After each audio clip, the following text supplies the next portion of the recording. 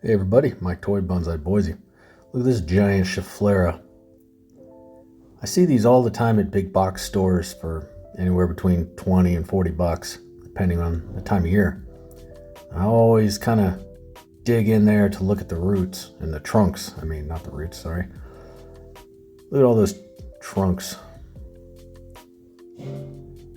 So today I'm going to turn this into a clump style bonsai. These things are perfect. They're just made for that. I've got a few other videos out there where I did the same thing. And there's a few other people. Nigel Saunders has a great Schefflera clump. So you might check his out. But here's a close-up look in there.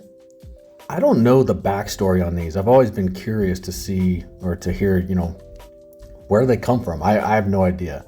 I don't know what they go through or how old they are by the time they get to the store. But from the looks of them, it looks like they have seen some, weathering. I think all they do is they just take cuttings and put them in the pot and let them grow and chop it back once in a while and then let it grow.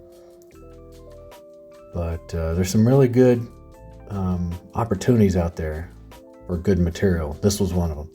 So this, by the way, was back in September of 2022. It's now May of 2023. So this is going back in time a little bit. I just sort of spontaneously threw up the backdrop and decided to record this. I was just gonna do it just for something to do, but I decided to record this. So for anybody who hasn't done one of these before, all I'm doing right now is I'm just chopping it way back. I'm being slightly selective, but not really. I'm more just kind of getting it down to a general shape, kind of a ball shape. There's about halfway done, just to give you a look.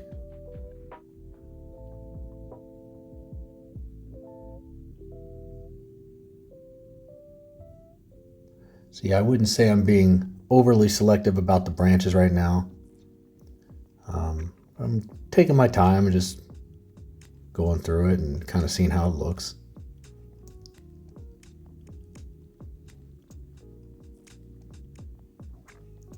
So a couple fun facts about these. They don't like the cold, but otherwise they're very tough. I've seen them withstand, I don't know if I'd say drought, but I've seen them withstand a lack of water. I've seen them withstand overwatering.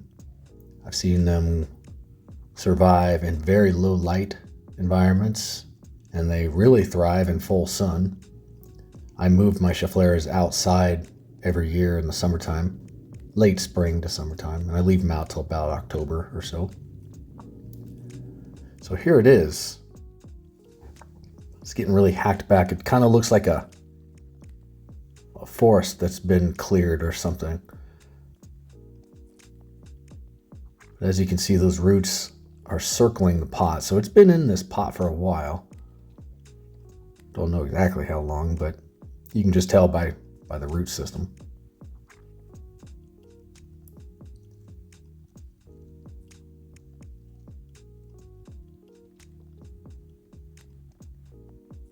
These Scheffleras are a lot of fun as bonsai because of all the things I mentioned with them being real tough, but also just because I don't know. I guess you can do a lot with them. They make good single trunk bonsais. They make great multi-trunk or clump style bonsais like this. So they're a lot of fun. I've got a few of these already, but when I saw this one, I just couldn't help myself. Had so much great potential in there. I mean, just look at all those trunks. It is going to take some time to clear it out. I could get really selective now and do it, but I'd rather not. I mean, there's a lot of options in there. I don't want to rush it. So here we are. Fast forward to today, May 2023. So I let it grow out. I did trim it back at one point a few months ago and then let it grow out again, and this is what it looks like now. To the right, you'll see the pot that I'm going to put it in. It's nothing too special, but just a nice round pot. So it's going to take quite a hack job on those roots to get it to fit in there, but that's okay.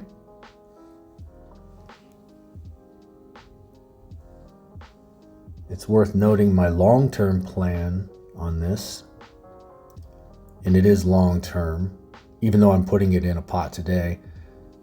I want to let it continue to be kind of wild and crazy.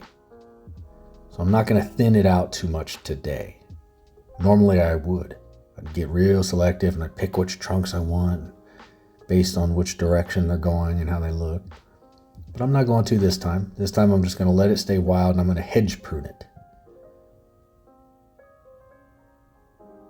I can sort of get you a look at the inside there. It'll focus.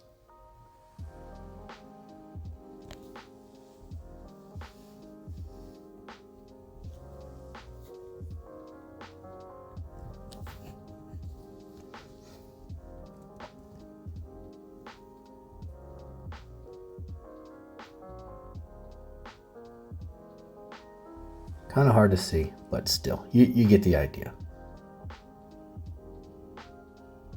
So a couple other bullet points for the high level plan and long-term plan. I'm going to hedge prune it. I would like to be able to expose more of the roots. I've got this giant saw that I thought I was going to have to use. Usually I do. I just sort of like saw right through. Whoa, take it easy there. But as you'll see in a minute, it didn't come to that.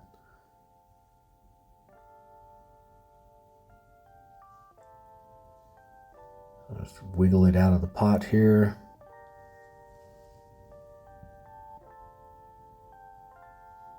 Lots of roots, as you can see. I'm going to spend a few minutes off camera just trying to unwind these roots, because I didn't know if it was just one long root or if it was multiple roots, and I want to try to preserve as much of that as I can because I like the exposed root look. So I'm going to try to expose a little more of the roots and then trim away some of the lower foliage so you can actually see a little bit of the trunk system and the roots. So I wrestle with these roots here for a few minutes and I start poking at it with chopsticks. As you can see there, I start to expose some of it. So you can see there's just roots going everywhere. So these don't make the traditional bonsai like you think of when you think of like a Mr. Miyagi tree, like a juniper or a maple. They're not like that. They're more like a tropical kind of wild plant or tree. So try to think of them more like that. So as I'm poking away at it here, the soil that it's in wasn't bad, and it actually was very crumbly and sort of came apart real easy. So I poke at it for quite a bit. I won't bore you with all of it. It's kind of a long, dirty process.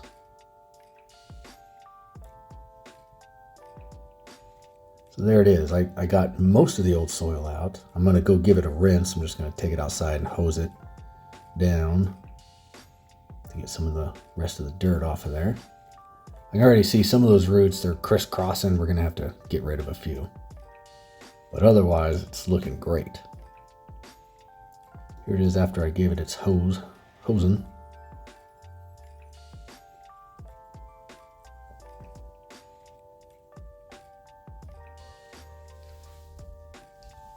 Yeah, that one unfortunately had to go. It was just crisscrossing the wrong way and wasn't playing nice with the other roots.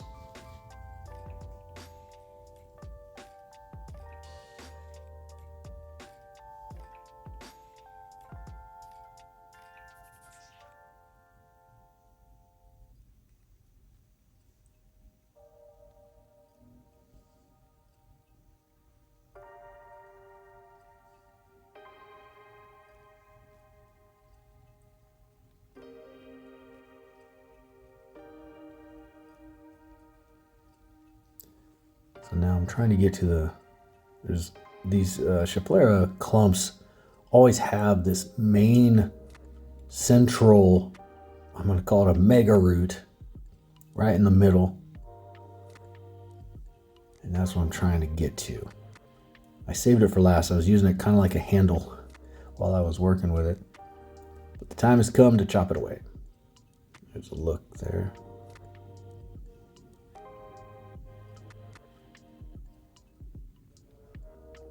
Just gonna chip away a little more.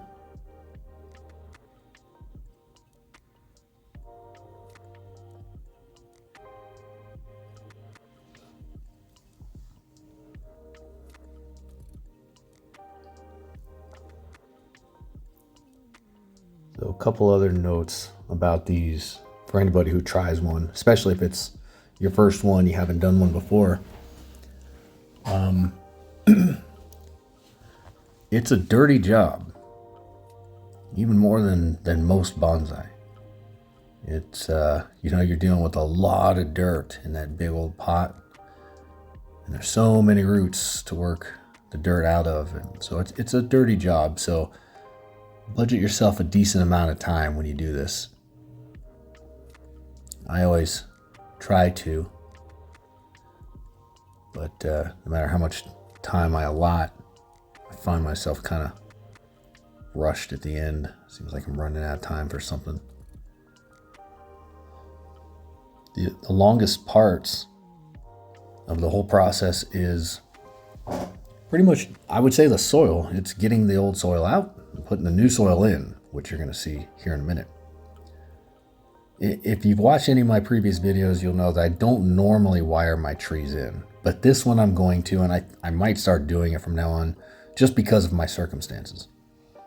I never really had to before. My trees were in places where they were somewhat protected from wind. That's not the case. My new house here, the side yard where the trees are kept, it's sort of boxed in, sort of boxed in by my house and the neighbor's house and then a big shed. And it creates a sort of like a wind whirlpool almost. I'm realizing that just over the past week or two, we've had a couple windstorms and just blows stuff all over the place.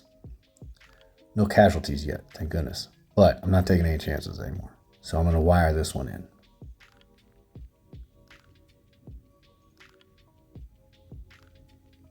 But I'm not super smooth at wiring trees in because I don't normally do it. So it might look a little crude.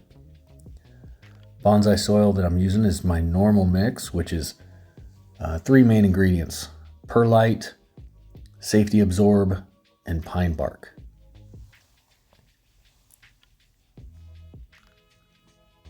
I'm trying to go a little bit heavier on the pine bark, just of late.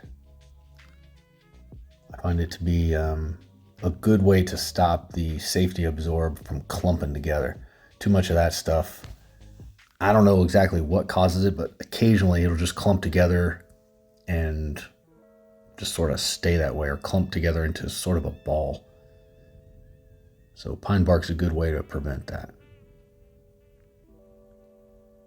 Well, I wrestled with the wires for a few minutes to get it tied up in there. Sort of worked. And now I'm going around the perimeter and I'm just sort of looking at the roots, seeing, okay, is there one that's crisscrossed or buried or tied up somehow? And I'm just sorting those out.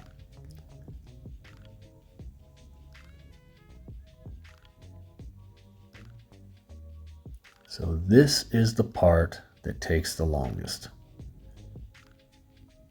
It's working the soil into the roots.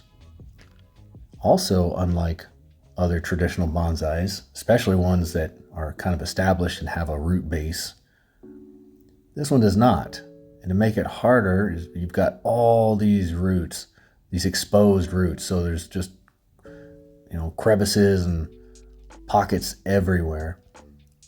And you don't want that. You don't want air pockets and crevices. You want to fill those in with the soil because a lot of things can go wrong with air pockets. Roots can dry out.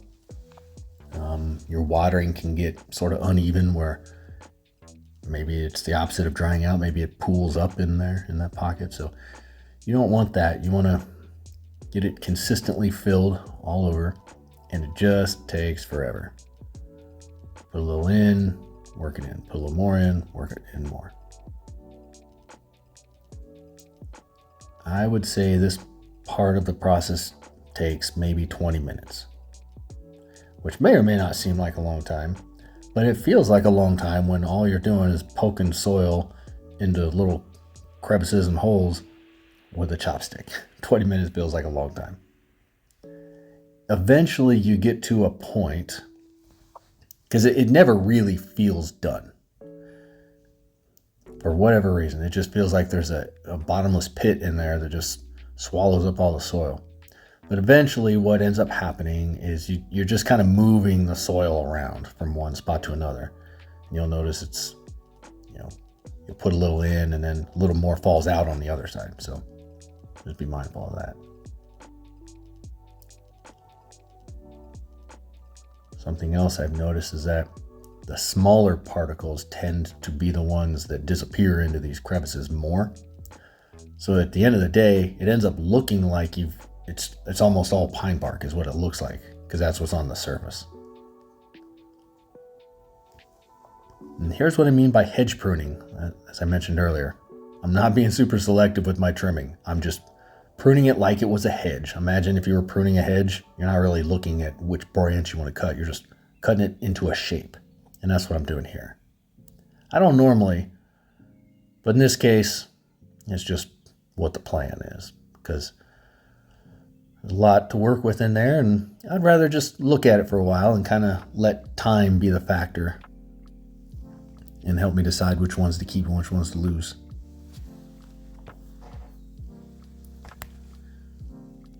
So I'm going to give it a good watering here.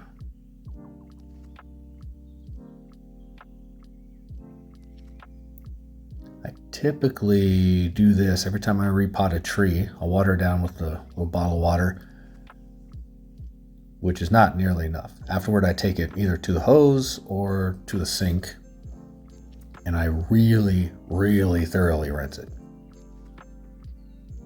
And even after it's thoroughly rinsed, I kind of tap it on the ground a few times and rinse it more, and you'll see more dirty water come out. So here it is after a good rinse. I'm going to be a tiny bit selective now. Even though I'm hedge pruning it, can't help myself. I at least got to look at it and say, okay, let's start to get an idea of what can stay and what can go. You might notice a few right off the bat, like that one. You want to avoid branches crisscrossing each other. See, there's another.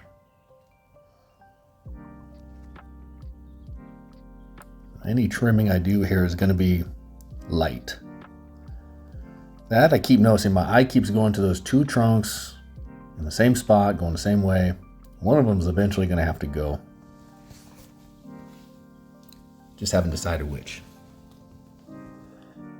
That one off to the right, I kind of feel like it's just imbalanced. So it's just out there to the right a little too much. So that's one that I'm going to have to get rid of. It's got some foliage down halfway down the trunk there, so I'm just going to take it back to that spot. Like so. Already looks better. I might stick that cutting somewhere if I have a gap I want to fill. There again, it's just a little imbalanced on one side.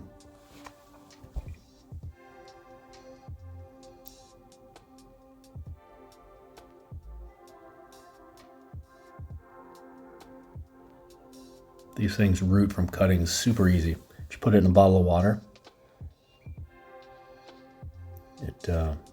they almost always root. So that little guy there, kind of hate to get rid of it. It's a little starter, but it's just growing in a weird direction and in a weird spot, and I'm trying to find a way. I'm looking for a reason to keep it.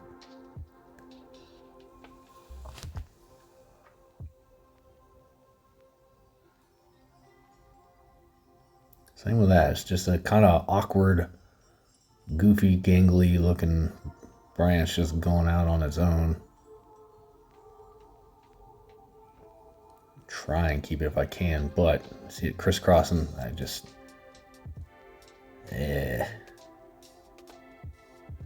just a little too goofy and awkward. It's got to go.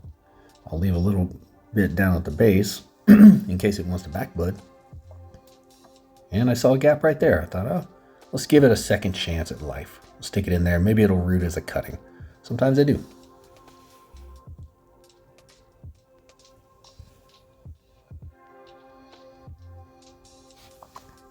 But that's pretty much it. That's, yeah, I thought I remembered getting rid of that.